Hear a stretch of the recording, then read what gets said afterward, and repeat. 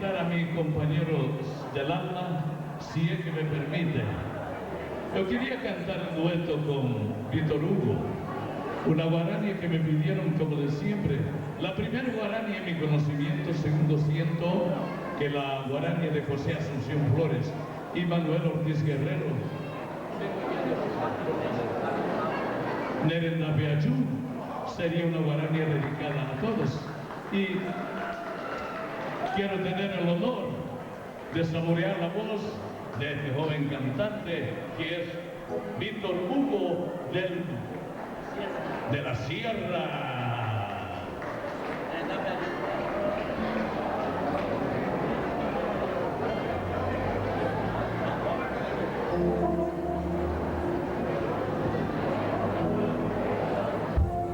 A todos los colegas también, Benítez saluda a esos artistas maravillosos que están ahí con nosotros participando en este momento, este festival de alegrías, festival que se conmemora la independencia de Paraguay y la madre siendo agraciada cariñosamente con música.